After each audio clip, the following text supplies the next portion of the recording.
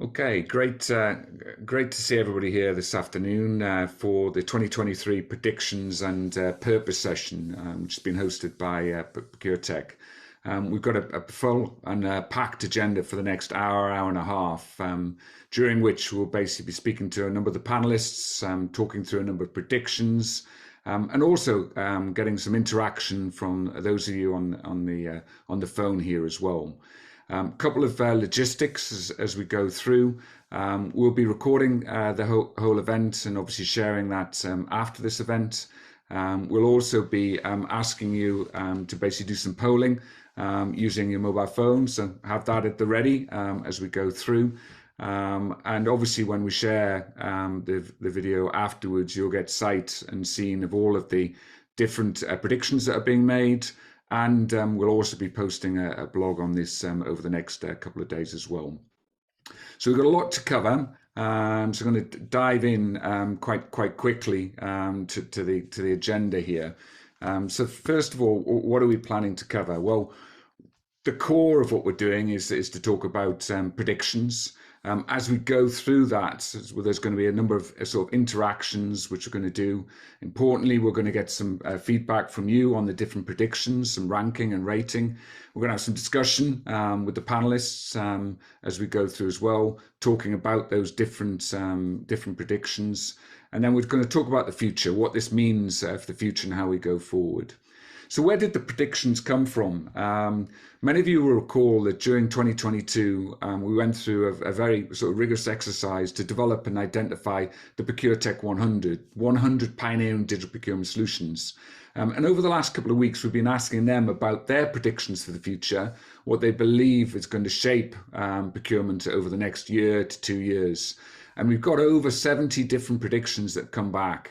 And what we've done is we've taken those 70 different predictions and we've grouped them according to these five different themes you can see on the right-hand side.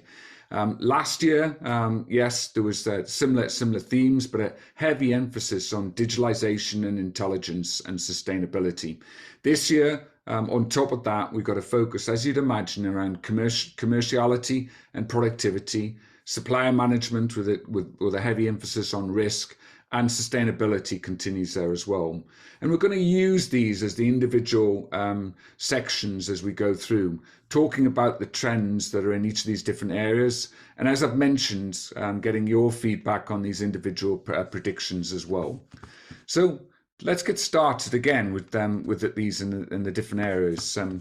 As I mentioned at the start, we're going to ask for a little bit of crowd participation here as well.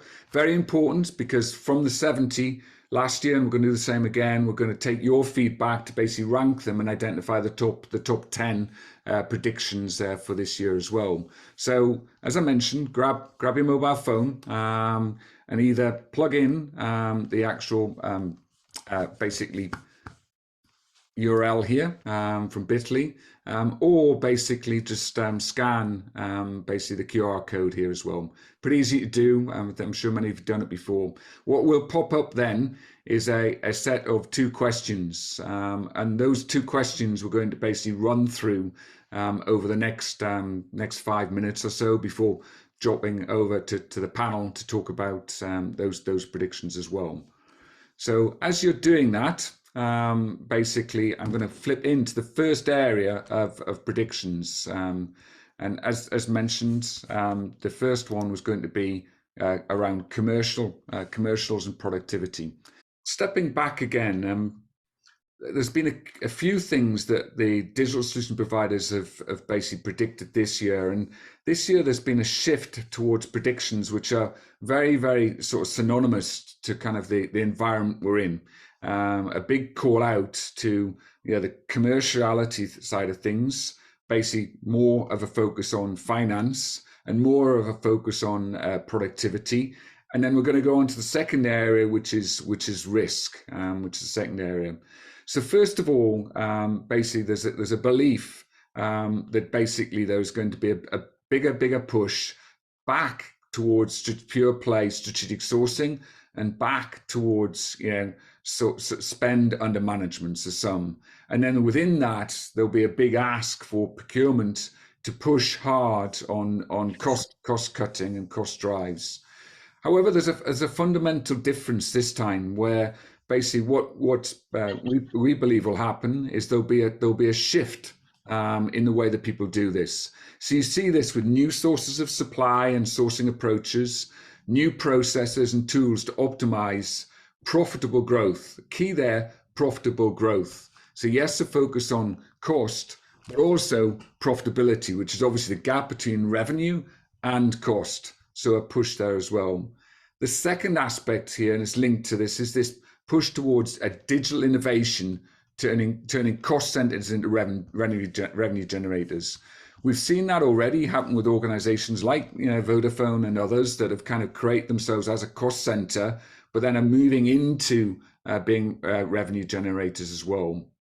To do this, there's a few small items here and and specific productivity tools, and we'll talk about digitalization obviously quite heavily in the last session, but more autonomous negotiation to unlock new value, a shift towards outcome-based pricing as opposed to cost-based pricing, the use of B2B software procurement to encourage transparency, and again we'll talk about this in a little bit more detail. Worryingly, kind of still a concern, but and as you'd anticipate, around increased supplier defaults, so something that finance needs to be aware of, and a continuation towards no PO, no pay, which from a finance perspective is quite important. So those are the main trends in this particular area and predictions. So again, just as a reminder, vote for the top three. So just moving on quickly onto the next area, which is basically risk and supplier management. And what you can see here is 10 predictions from the digital solution providers that basically kind of bucket into sort of 3 or 4 different areas. The first is the continuation of this focus on suppliers and the need for us to actually have deeper, better relationships with suppliers, but also a more radical approach to supplier collaboration and innovation, and also that ultimately some of the risks we're seeing are going to disrupt those relationships as well. Last year, and as the same here, with there's a big focus on the digital supplier experience. We believe in this as well. Yes, over the last 10, 15 years, there's been big focus on CRM. But now it's about digitalizing that supplier experience, and there being one place to manage vendors as well. That links down as you go down the vertical into end-to-end supply chain traceability, multi-tier visibility, and having the tools in place to enable that, because physically it's not possible without having the tools in place to be able to do that. And in turn, there's a balance to be gained between long-term efficiency as well as that ability to be able to respond to shock risks or shock issues that occur as well. And the fact that the whole supply chain needs to be able to be adopting digital as well. And then finally, quite a big focus on cybersecurity.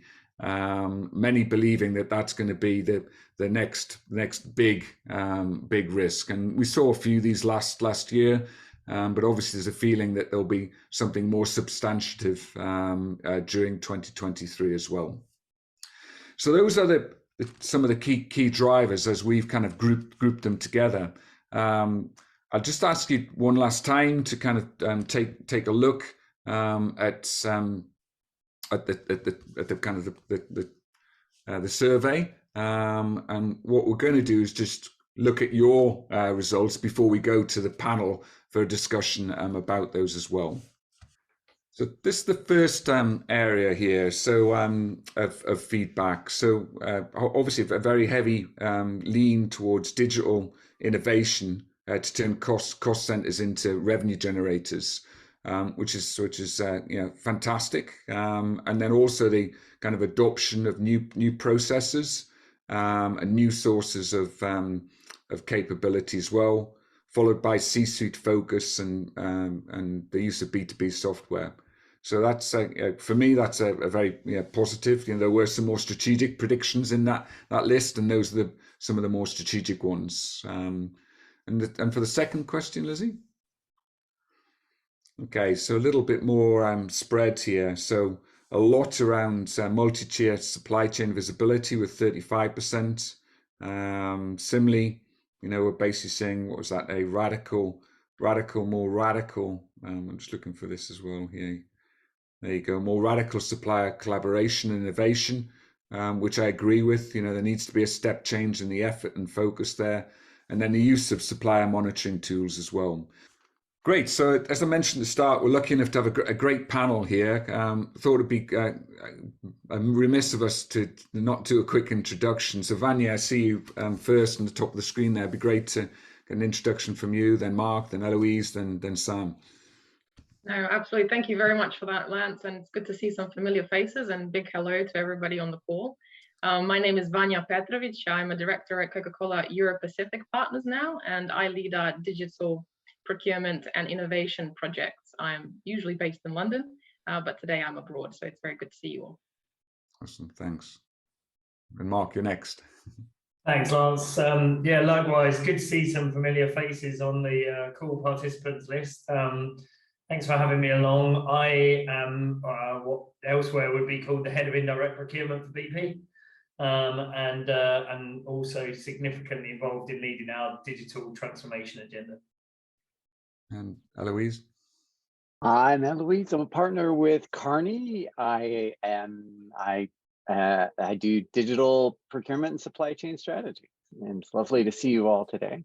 Excellent, thanks. And then Sam, thanks.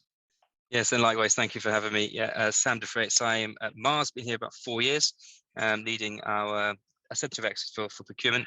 I've got a heavy, if you like, bend towards digital and the opportunities that could bring to organizations. So I've been on that journey with Mars now for, as I said, over 4 years. Yeah, awesome, thanks. So what we're going to do here for the next sort of 5-10 minutes was going to take a look at a couple of quick questions. How do these predictions in the commercial, financial and productivity space and supplier management risk space impact you as a panel? And then what are the implications? What does it mean for how we work? How we tool up, etc. So, Vanya, I was going to come to you, put you on the spot, to get us. That's okay. I can be the icebreaker. That's fine. Excellent. I think so. A few of those. 70 themes that got shared with everybody. So I think that's quite a lot, but so many resonate. And I think the ones that really stand out are negotiations and helping the team members during the negotiation processes. I saw on there as well, autonomous negotiations, or the need to augment negotiations to support team members during negotiations. I think that's definitely going to be a need for that, because regardless of what industry we're all in, more is being asked of the procurement function than ever. And most of us on the panel are looking at pushing digital forward and automating, freeing up time, allowing the team to do those negotiations in an easier way is becoming really, really important. So that absolutely resonates, the need to support the negotiation process. But I also saw that one of the biggest trends on there is a different radical way of collaborating. And I think silos and collaboration, the need for collaboration exists internally, but also with our suppliers. And the way that we've invested in tools in CCEP has really helped us by thinking about how do those tools help us collaborate across functions, whether it's our spend tool and getting, for example, our commercial team familiar with the same tool that we use for spend. It empowers them and it helps us during that collaboration process, and it helps us turn cost centers into those revenue generating streams. And then looking at how the tools can be used by the suppliers as well, and how they engage with the software that we decide to buy. So I think supporting the processes, negotiation and sourcing, and the focus on strategic sourcing is only going to be increasing, but then also the need to support the suppliers and engaging with the tools that we end up implementing is definitely comes to mind and resonates. We have become the go-to function for spend insights, for market insights, and that's a big compliment to us at CCEP. The procurement team is a point of contact whenever a function needs information like that, and our tool for providing that insight is very well known within the different departments as well. But the more asks we get, and the more our reputation grows as the team to go to for information that is important, for insights that are important, the needs for our team members grows as well. So I think there's going to be a bit of a continued tug of war between how much we're being asked for and how much we can provide and how much capacity and time we have to support the business. Those are just some of the things that float around my mind. Yeah. Excellent. And then Mark, how do these predictions impact you and the BP team?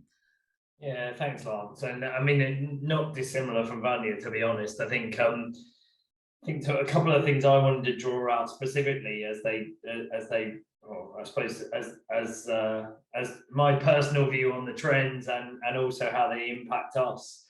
I was watching an interview from Davos this morning where kind of the headline was that Davos has really been much more about geopolitics than the economy than previous years. And so this point around supply management and risk, I think particularly resonates, especially that kind of visibility into the supply chain, transparency monitoring tools.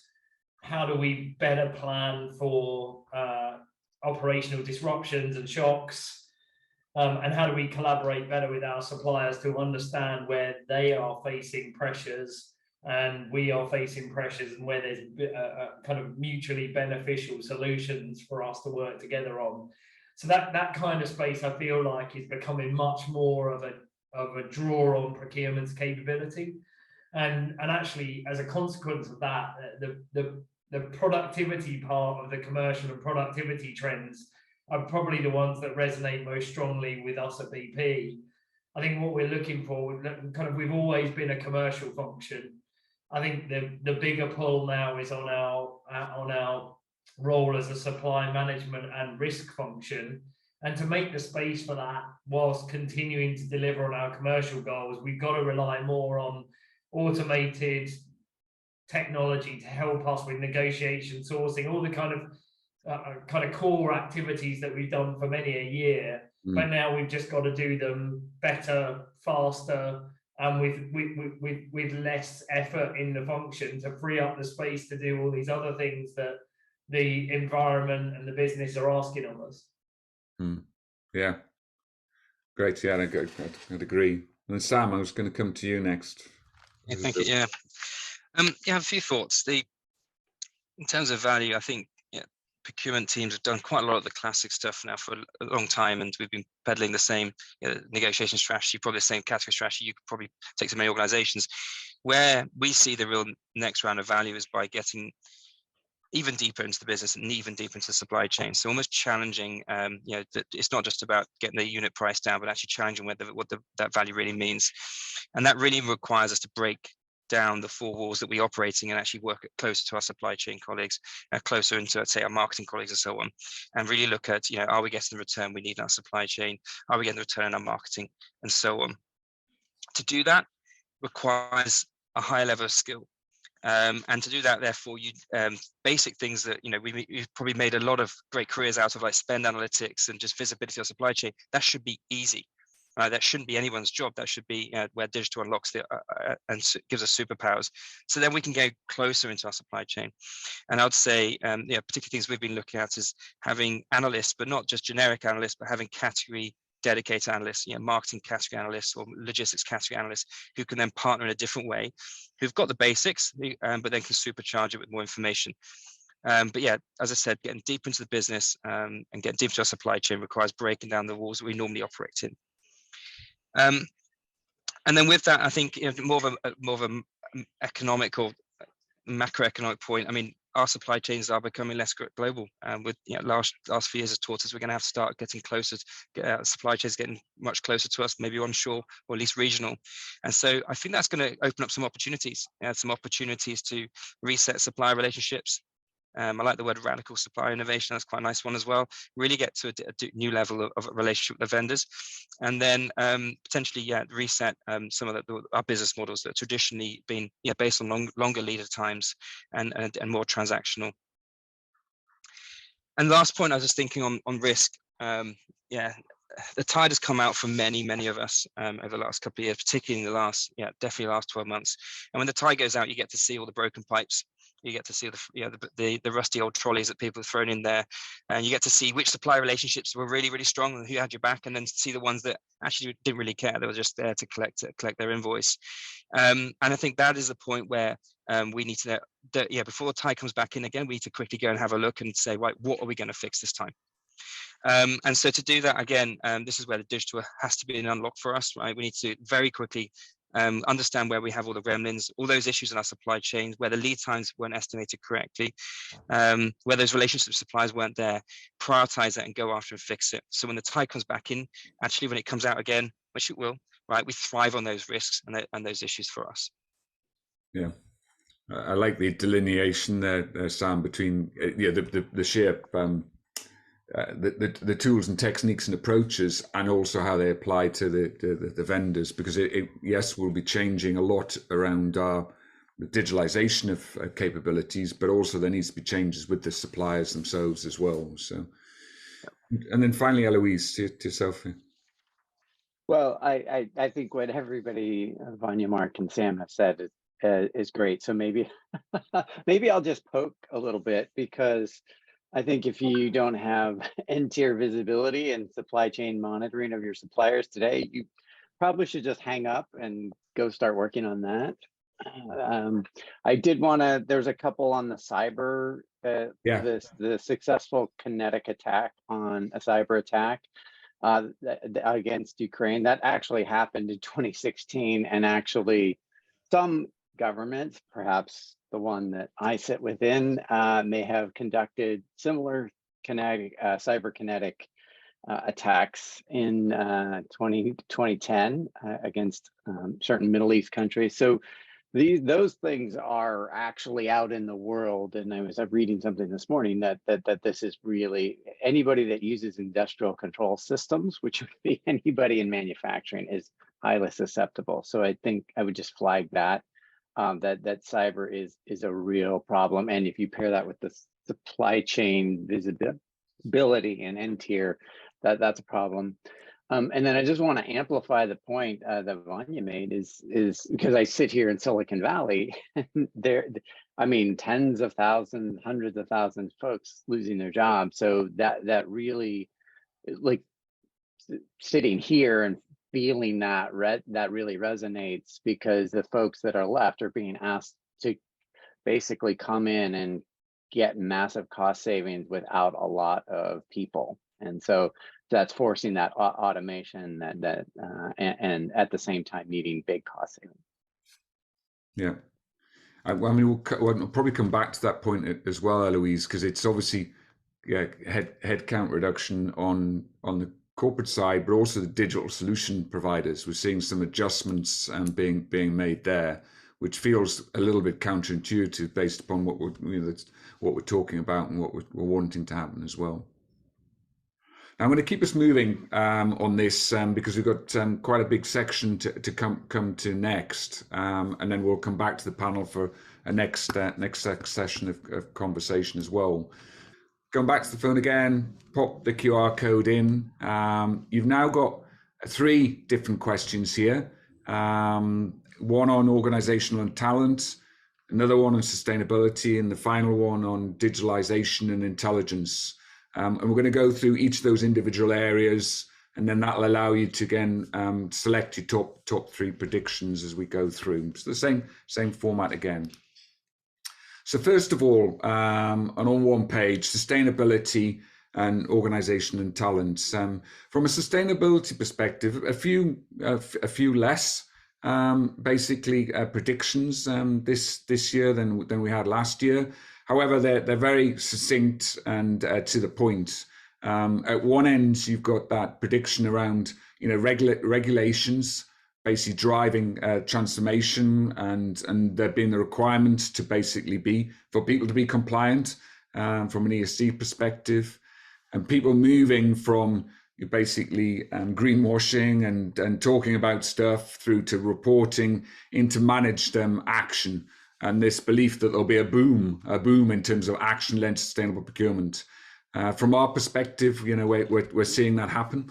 We're seeing organizations have spent a large part of last year basically understanding their priorities, ring fencing budget or getting new budget, creating teams, and then deciding which areas they're going to go deep in. So obviously some of the leaders are further ahead, but the vast majority are now in that sort of action or orientation and mobilizing what they're doing as well.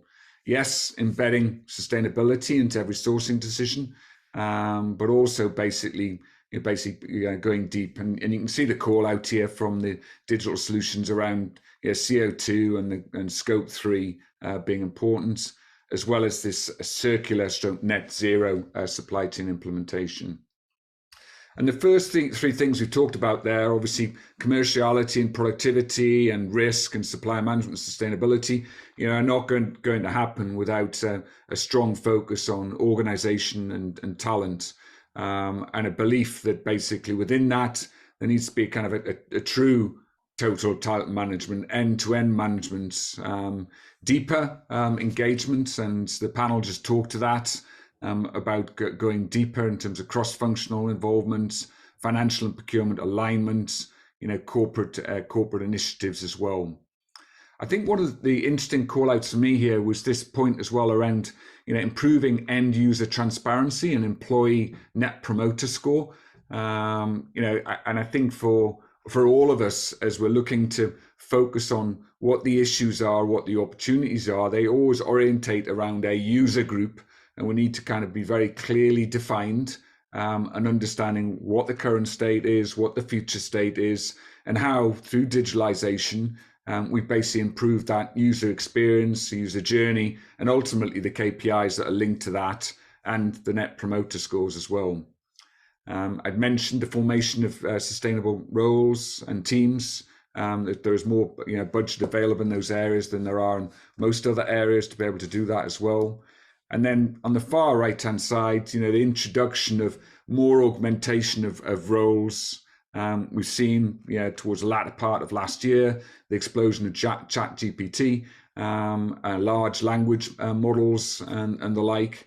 Fantastic, but it's something that we need to basically absorb within procurement and understand the application ourselves as well as the suppliers. And these last couple of things linked back to what we've talked about is that there'll be an increased utilization of sourcing external workers. Not enough people in procurement or the organization, so the use of workforce management tools to basically manage that external workforce, which often is bigger than the internal workforce. And then the final point here, and it links back to Elouise's point here about cyber talent of hiring will be challenging, and I think it will be in those individual areas of business criticality as well. So the next area and the biggest area that we wanted to talk about was digitalisation and intelligence. And as you'd imagine, this is kind of where there was a lot of predictions. And as you read from left to right on the sheet here, first of all on the left-hand side, you get basically a whole host of sort of market dynamics that are happening. First one is this mission critical technology investment continues. We do find ourselves that at the start of last year, people were basically becoming more looking to understand the market more. Whereas when we hit the end of the year and we basically announced the ProcureTech 100, people were a lot more fine-tuned about what they wanted and what they didn't want. And most of that was mission critical, whether it's cost or risk or sustainability or specific use cases. There is still a belief there's more digital solutions to come. I echo that. We're seeing the number of digital solutions and the supply increasing. But the difference as we look forward will be that basically there'll be M&A activities and market and ProcureTech consolidation. There'll be a challenge around visibility and distribution of solutions. So how do you know about the new solution that basically can solve a particular problem in a particular country for a particular category? And how do basically digital solutions get into the hands of the different providers.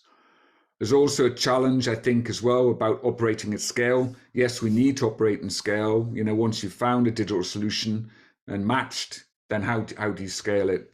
And then finally, there's this kind of point around a composable procurement, or as one prediction stated, the suitification of different digital solutions, bringing together a number of different apps and solutions into one place. We've talked about it before, but that trend looks like it's going to continue as well. In the center top, you know, we're talking here about autonomous sourcing and negotiation becomes mainstream, more CLM automation and AI, the use of robotics. We are seeing mobile and the use of robotics connected into procurement, and the data feeds coming together there as well. And then more investment in workflow digitalization and the use of no-code functionality, low-code, no-code, to basically enable flexibility as people are adopting new digital solutions. I love this one down the bottom here, using tech for the right purposes. You know, fundamentally asking and challenging ourselves, you know, should we really be using tech? And for a long time in supply management, you know, it was more about getting the supply management processes right and the relationships right, whilst basically digital solutions, you know, merged to be able to match that. So using tech in the right places is important. A movement as well from the application of digital solutions, not just to large enterprises, but to mid-size and small. And that sort of echoes a kind of a blend of solutions. Some solutions are basically, yes, not just basically a technical platform, but they're also wrapped with services that mean that you don't have to, you know, build out your procurement team as much, and you can basically, you know, be more productive as well. And then finally, as we move towards the right here, more around the intelligence side of things, you know, none of the digital apps that we look at would, you know, be successful without the use of insights and moving those insights into action, intelligent decisions, moving from, yes, the aggregation of data into, you know, the visualization. And as Sam talked about before, it's more about now moving beyond, you know, spend management as a basic prerequisite of doing business into kind of deep insight and analytics, either driven by category use cases or indeed supplier use cases as well, and supply chains as well. And then finally, again, cybermetrics. And I like the application here of, you know, we're calling out metrics, you know, metrics, ratios, you know, yes, starting to think in terms of not just a data point, but metrics. And obviously it's applied to cyber in this example as well. So that's the, you know, sort of 70 odd different predictions. There were some duplications. I'll hasten to add that we've just taken out, but we will fully credit people where they've both said one or two different, where they've said the same thing, and we'll talk about that a little bit later. So I'm going to ask you again just to go to the phone if you've not done it already. Basically, complete the kind of which three do you think are most important, and then we're going to basically share them, and then we'll go back to the panel to talk again a little bit about those individual predictions. And then talk about a few other things as well.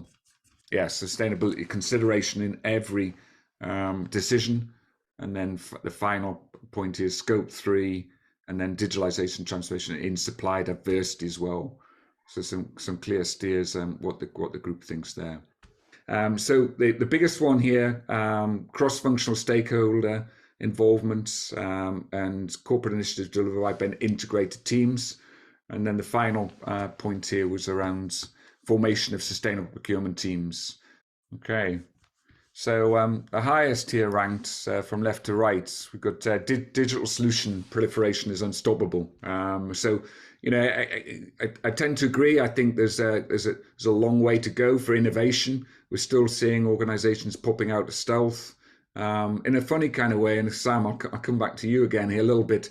You know, as our supply chains become more regionalized, then it is okay to have a solution which you're using in country, because it's got the right language requirements, or it's basically got the right suppliers on that portal. Now, obviously, you don't want too much of that, but when the ROI is there, then as a starting point, it kind of works as well. Accelerated decision making in best of breed tech was next, and then autonomous sourcing and negotiation next, then intelligent automation design emerging as a critical capability, critical to operate at scale. So I guess we can kind of see what comes through here. Fantastic. So I'm going to jump back to the panel again. Vanya, first this time. A lot of really good topics, and I almost don't know where to start because there's so much to say on each one. But if we just pick up on sustainability to begin with, I think for CCEP, and even I just voted on the sustainability linked with every single sourcing decision. I think that just it has to be that way. We don't have any other option. And as an organization, even in the past 18 months, we've grown from serving 13 countries to 29, and that's taken us from having 50 of our own factories to over 80. So when we look at just our own emissions, and then plus our suppliers on top of that, there is just so much to do, and the complexity just keeps on rising on how to get there.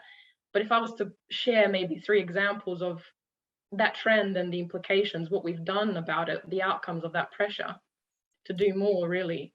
When we look at haulage, with that expanding portfolio and expanding company coverage to 29 countries, every time we do a haulage tender, one of the 3 key pillars in the RFPs has to be suppliers putting forward more sustainable options and more sustainable modes of transportation. And logistics is really key for us. Or, for example, offering supply chain financing programs and offering our suppliers discounted funding rates based on their environmental KPIs. And whether that's looking at their EcoVadis scores to their science-based targets and using sustainable energy, we keep thinking of practical ways to incentivize and to make these actions real. And that really is an implication of that trend. And then we have lots of marketing material spend. So we switched to a platform that allows us to see ESG maturity ratings for suppliers that we buy marketing materials from. But it's just 3 examples of many of what we do as an after effect of all the things that we should be doing on the environmental front. And investments in technology to do that are necessary, and we can't stop investing in them. Just like we invested in 3 joint ventures for closed loop recycling facilities in Australia and Indonesia. But the investment is necessary, and there is no other way to do it unless it's really aided by technology. So the funds that we funnel into the technology solutions to support all of this, whether it's haulage or tracking the actions and the progress on the financing program, or the spend going to the highest and most mature ESG rated marketing materials companies, the tracking and the accountability that follows after those things we implement is key. And it's impossible to do really without the tech to support it. Yeah, fantastic. I mean, Mark, maybe sticking with that, the theme around sustainability, how does that work for yourselves? I know because as an organization, there's a significant transformation going on more broadly as well. Yeah, I mean, I think we've got similar imperatives to the ones, Vanya, you talked about from a sustainability perspective. I guess actually maybe, Lance, I was probably going to segue into a couple of the other topics. Great, yeah, go for it. Because actually, as we've got some very bold ambitions around the energy transition, which I think is a big part of our contribution to sustainability as an agenda for the planet. Mm. And actually, a big part of that is in the organisation and talent space.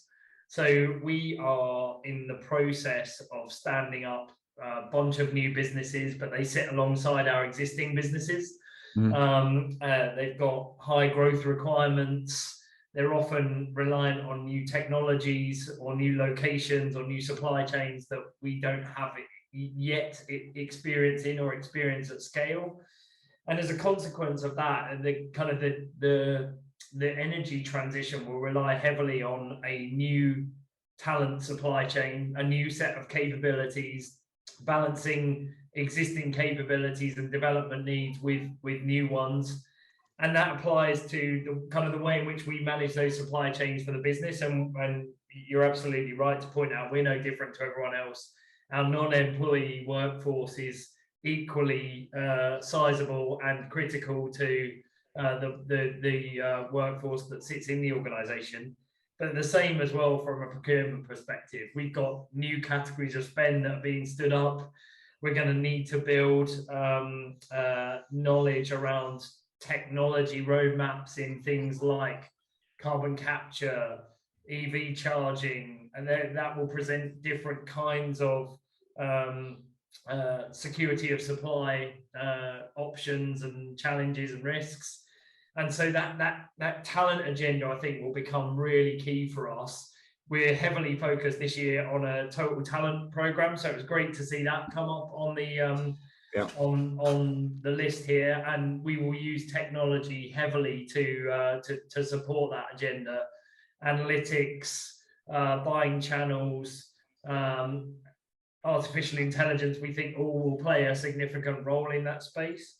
And then one last point is that the point on interoperability and proliferation of tools. I think the environment I describe, and I'm sure we're not alone in this space, adds complexity to the organization before it takes it away. And as a consequence, like, you've got then an internal complexity multiplier for every time you're trying to integrate a new tool.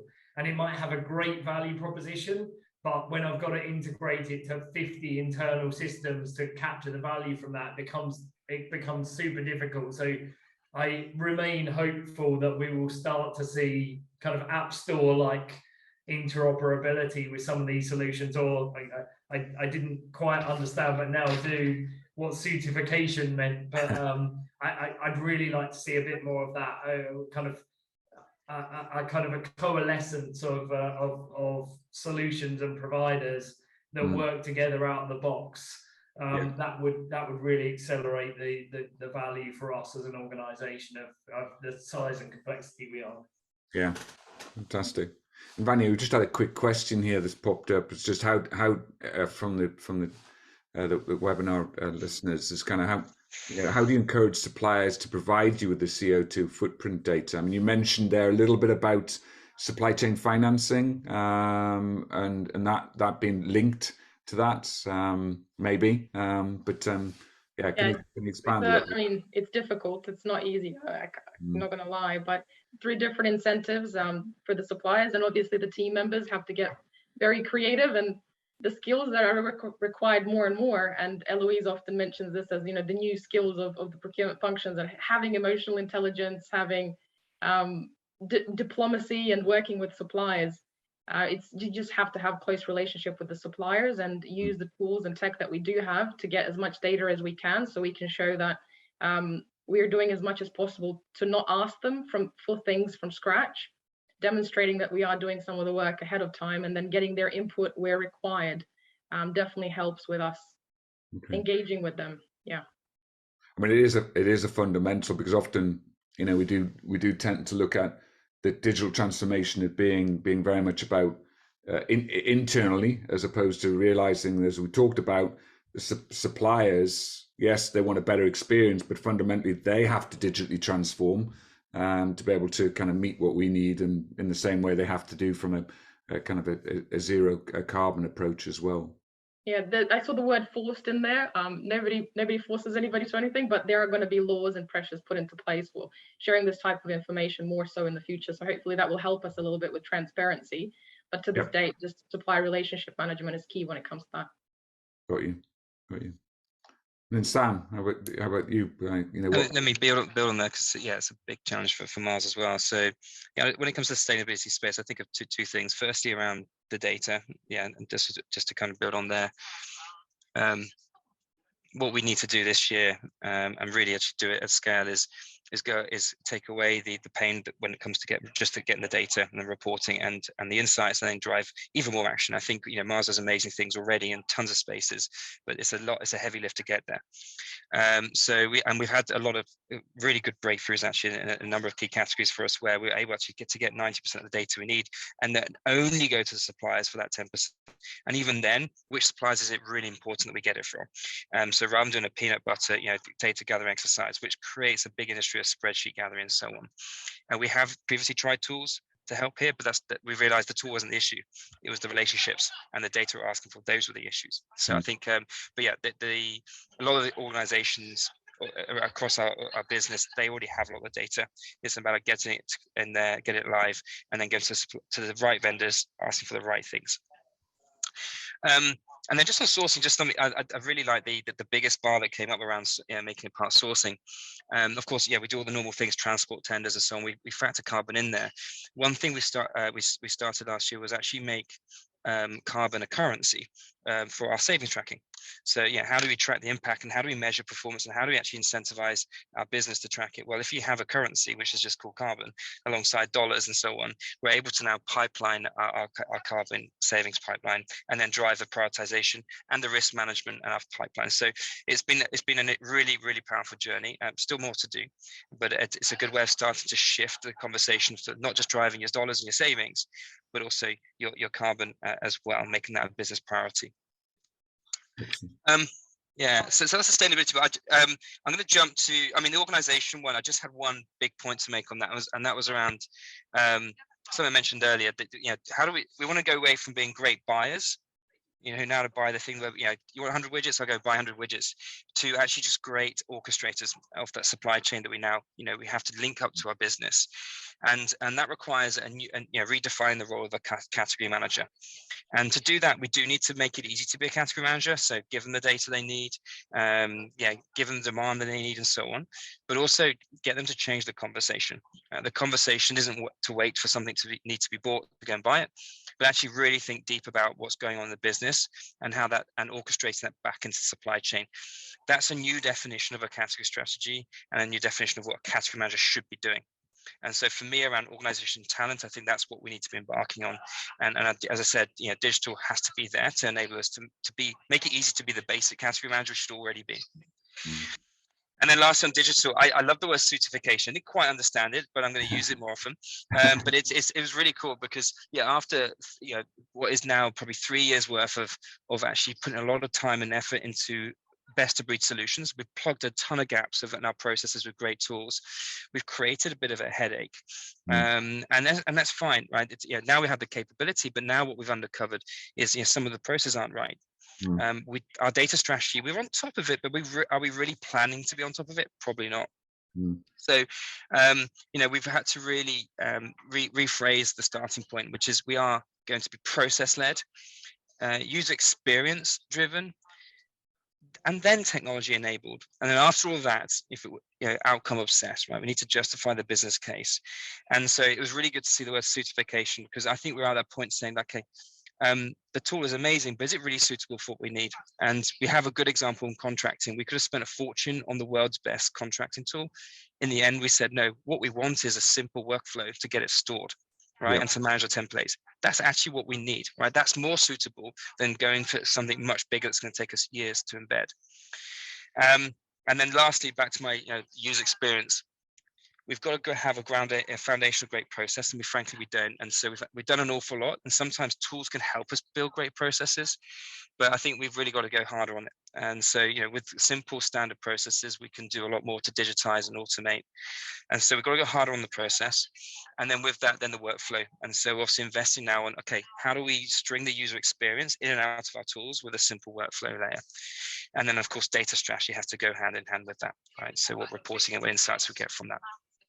Oh, so many great things. And I'm going to build on one of Sam's points. Well, it's actually two of them. One is that I was going to hammer on data governance and so building on Sam's point, like when we talk about all this intelligence, especially with all these algorithms and language models, if you don't, they're all based on data. And if your data's not good, guess what's not going to be good? Your output. And I was chuckling to myself. I have this quote that I said last year: digital transformation won't work if you just put tomorrow's technology on top of yesterday's processes. And that's exactly what exemplifies what Sam just said. And so I love those 2 points. So I noticed we lost a few people from the last time I talked to now, so they must be going and working on their supply chain and tier visibility. But for those that don't, so my next challenge to the audience is, if you don't know what no code or low code platforms, that's probably one of the top trends you need to know. I have in the last 2 days, I have had 6 different vendors, big ones, small ones, talk about no code, low code. And even in the Satya from Microsoft, his talk at Davos was, he brought up no code platforms. So this is going to enter the zeitgeist very quickly. I mean, these platforms have been around for a number of years, but I will be surprised if we're not talking about that. And so from a talent point of view, we absolutely need to understand that. And it also helps with orchestrating all of this, or the suitification of that. Yeah. And then the last one is, and Lance, you teased this, but I'm surprised it didn't come up in any of the queries, is consolidation. Coming into this year with the Coupa, going private, and all the sort of big acquisitions and mergers and all the stuff that happened last year, we are certainly in this consolidation phase of in the midst of a broader revolution.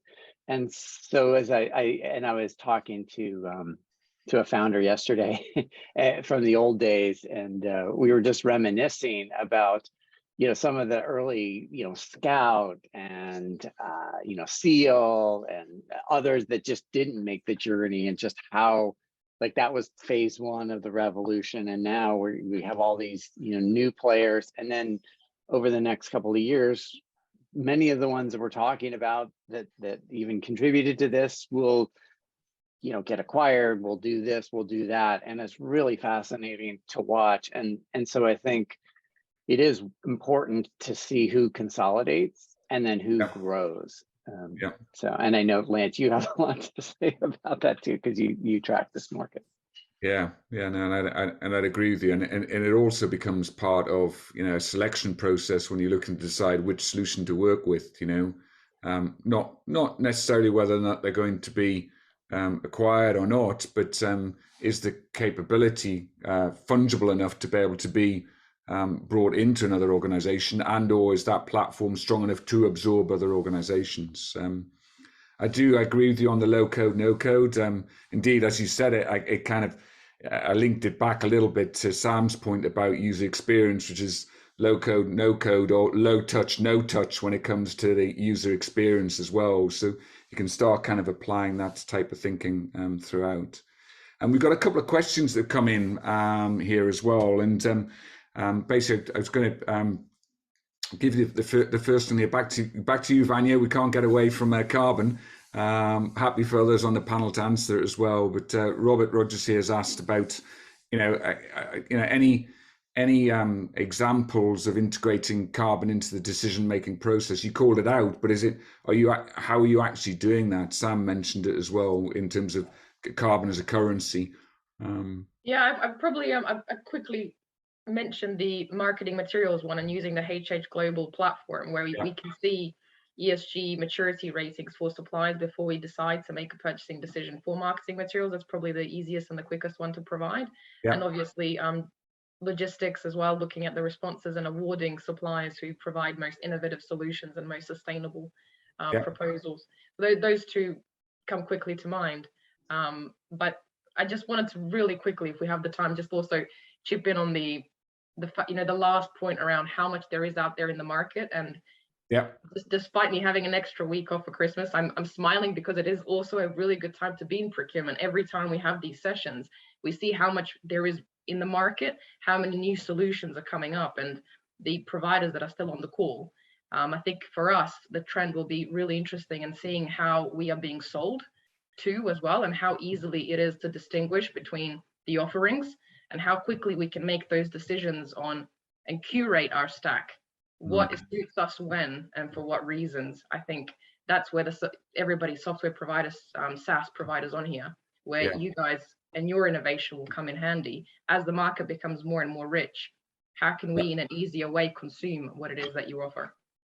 Got you, agreed. And it's a good segue into one of these other questions here to Sam. But just before we do that, I'll just make a short reference. We know that many people will probably drop off on the hour. We will continue for another sort of 15 minutes as long as the numbers are high and the conversation's good. We'll keep going. So if you are dropping off, thanks very much for coming for the last hour. But we will continue for another 15 minutes. And on that note, Sam, there was a question here. It's a massive question, which was, yes, we need to make the sense of best of breed and deliver value as well. But what do you think? What do you think should a good composable stack do? There's probably a short answer and there's probably a long answer. It's up to you which you choose here. Screen's frozen, can't answer it. I'm stuck. Sorry, so the question is, what is the best stack? Look, I go back to something that is actually started in a previous role in another company. You've got to start with the way you run the business first of all, so and then based on that, you can then see, okay, then what process do I need to run, who's going to run them, and what tools they need to do their job. And I love that, the suitability type point. And so what tool they actually need to do the job. And then and actually what we call it a bit of a honeycomb assessment, which is something new to me this year to understand. Actually, do you have the data, do you have the people, the organization to operate it all? So the reason I'm dodging the question is that you can't just come up with a procurement stack on its own. You have to actually enable your business processes. And then off you go. Now, and within each of those, you have decisions. You can go end to end, or you can go best of breed, and then within the best of breed, you can go niche, or you can go more established technologies. What I would say though is I think most companies in the same boat. Many large companies that might be in the same boat as a company like Mars, where where do you put your time and your money? I always think you should be putting a good 70-80% of your time and your money on getting great global standard, simple, automated processes with the right tool for the job. Because if you can't get it operating, your data is not going to work. It's just not, you're not going to function. And over time, expand it, because you need to get to the 30-20%, which we've done as well. And say, okay, but where do we sense there's going to be real value in going with not even best of breed, a crazy solution that we just need to play with? Is there a partner out there that's got some crazy idea about how we can solve something? And let's put some time and money into it, because that could be a game changer for us. And so that's when you need to be a bit more of a venture capitalist and take some bet on the business problems. So I would personally never want to work in a procurement organizations that spend 100% of its time on the basics and fixing foundations and processes, because frankly you'll never get there, right? And there's always going to be something that's not going to work. But I do believe you need fundamental great process, and then spend 20-30% of your time and money on making those bets on where the technology can be a breakthrough for your organization. Great. And then any adds, Mark or Vanya, on that question? It's a big question, so. It's not a dissimilar point of view, to be honest. I utterly echo the point at the end on you've kind of got to, I don't know, Elouise has dropped off the call now, but she describes it very nicely as only you can be the architect of your procurement platform, and to do that, you've got to be diversifying and taking some of those bets, because there's no one solution that is a silver bullet. Yeah. And some things will move at different paces and have different payoffs to others. And as a consequence, you've got to take a portfolio approach to the whole thing. So I couldn't directly answer the question either. Yeah. And I've probably got as many losses, if not more so, as wins in the respective columns from trying some things, and some work and some don't. It was great to hear Seal come up. We had a good go at making that work for a while, Clearly we're now beyond that. But I think you've got to take those bets, because the initial promise could have been game changing for us. And we've ended up going down a different route. But actually, if you don't try some of those things and try some in parallel, you'll never get any of those wins. Yeah. Yeah, probably the only thing that I'd add is I think curation is key, because we will, at a macro level, we all have really similar problems, and we're all trying to tackle the same issues within procurement. We have a lot of sympathy for each other, but at the same time, we're looking at different angles to the problems and timings as well. And so the approach to each stack for each company, we could be tackling the same things at different times, but the angle might be different, and the way that you end up using the technology might be slightly different for different purposes. So I think that curation and that skill and having the resources to help you curate and figure out what do I implement when and what my approach is I think is really important. Yeah. It's interesting, actually, just a bridge into a question here from Martin Ward about no mention of blockchain in the response from the predictions or basically from the panel so far. And my perspective on that is that two things have happened. I mean, first of all, when blockchain first emerged, I know of one financial service organization that replicated what they were doing in their P2P processes with blockchain. Never used, but they experimented, see what it could and would look like if it was turned on. And now what we see is with blockchain is that it's kind of evident, but it's more in the infrastructure, which people don't tend to talk about in terms of how things are done, as opposed to what people experience. Whether that's with smart contracts or whether it's with provenance of goods as well. I don't know, any other perspectives from the panel there on why blockchain isn't being talked about as much at the minute? I can try. I mean, we've dabbled in it, and we've done some really cool stuff with blockchain actually, getting incentives to families, right, and farmers and so on. But you run into practical problems, like farmers changing their mobile phones and you can't reach them, and so you can't. And so if that's the only way to get hold of them, that didn't work. But I'd say the biggest challenge, the biggest blocker on these things tends to be it's a very expensive and heavy way of doing something. If you only focus on the narrow process. So if you're just saying I'm going to raise a PO and pay a vendor, don't bother. You can do that with an email and a bank transfer, with the bank transfer. You don't need a blockchain. So, but I do believe there's a real opportunity and to leverage the technology, but it's going to require a real end-to-end supply chain to partner together on it. So if we can go for it, and it's probably going to be the supermarkets in the case of Mars, it will say, right, you're doing it, right? It's going to come this way, and you're going to have to get on this blockchain, and then we push it through the supply chain. But we talked about needing to gather data from suppliers earlier.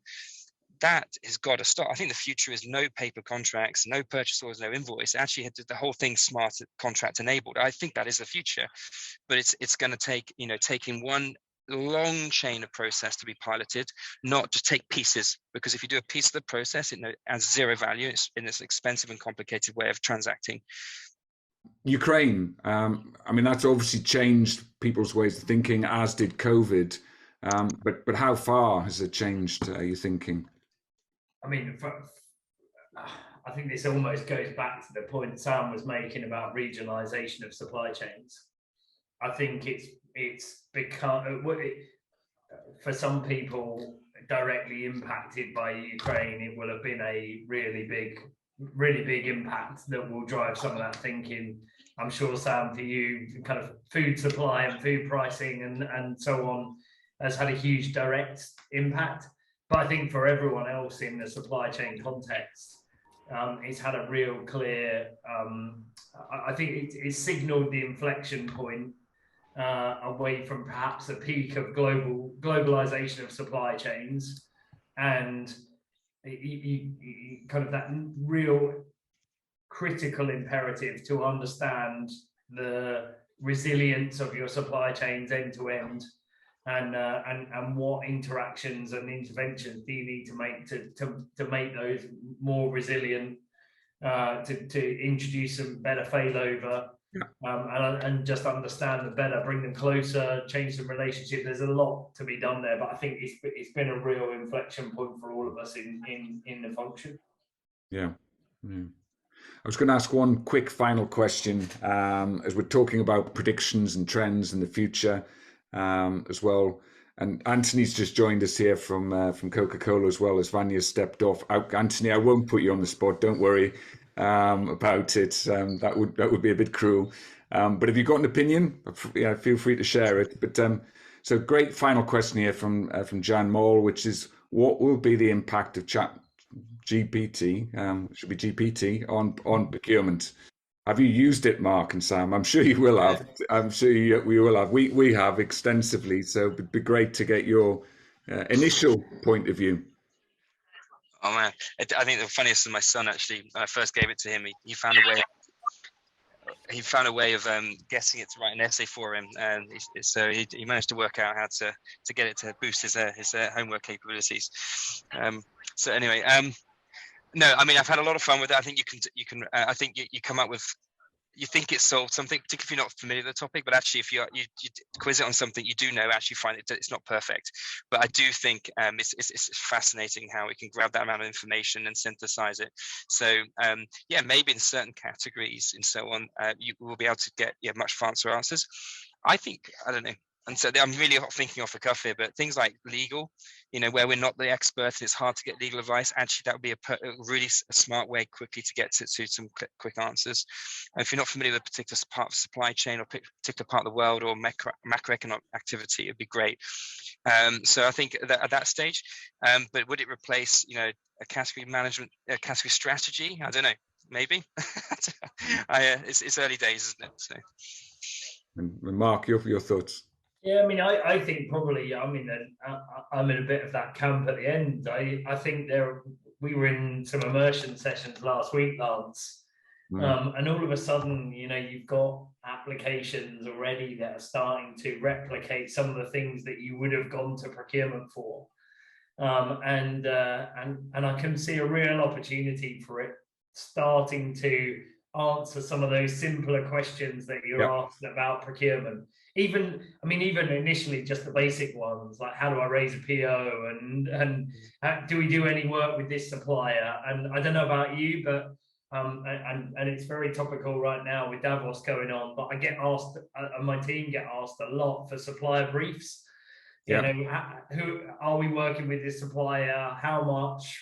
What do we know about them? Where do they fit in our landscape? Yeah, a tool like that could do a great job of kind of answering some of those requests that would allow the team the space to kind of edge more into the more complicated things that we could do. So I think there's a real case for that taking a role in kind of the upfront interaction and interface that procurement has with a number of our stakeholders. Yeah, I agree. And Sam, to your point, when it first got launched, we wrote a couple of blogs, but it was all written by ChatGPT. And for definitions and the basic stuff, really good. Try typing in, if you've not done it already, type in, could ChatGPT replace procurement? And it lists out about 15 things. You could probably ask it to list out 50 things, which it says it could do. I double clicked on one of them and it then lists out why, but it did have a caveat. Those of you who use it, it adds caveat, said may need some human help at the bottom. So I think the great thing is it's got a substantial amount of potential. It'll cover a lot of the basics we've talked about so far. And as the app effectively, or the intelligence gets applied into different solutions, then it'll become powerful as well. The challenge, as we've talked about with a lot of this, is just making sure that the capability of our teams can be, raised as well, to be able to use it in the right way, so that we truly are productive going forward, and it just doesn't become another tool or an annoyance to use as well. Anthony, I will give you the chance to say something. You've taken the time to come on. Anything or any observations about everything that we've talked about so far? So I think someone just said it. I think technology has to work hand in hand with human intervention. I mean, I was with another potential supplier and the other day, and we're looking at robotic automation. And again, it's important because it takes away some of the sort of non-value added activities from procurement, but you still need that intelligent procurement mind behind the robot to approve what's going to happen. Otherwise, you build in some of the data errors and issues that automation can bring. So yeah, it's an exciting future for procurement as well. Completely agree. Now, just to wrap up here, what I wanted to call out was basically, all of these predictions came from the part of the ProcureTech 100. So we got some great detail behind every short description. There's a longer paragraph which we'll be sharing over the next week as well. Certification got called out a couple of the times. That came from the CEO at Scoutby, Gregor. So great use of the word. He would probably define it differently to how we've evolved it to, but that's good in terms of evolution as well. And then finally, from ourselves, it's always great for us to be able to facilitate these sessions. But just a reminder that we're here and we're working with you and many others on everything from strategy to scouting to accelerators as well. So again, thanks so much for your time today, and look forward to connecting with you the next time on the next webinar. Take care, everyone.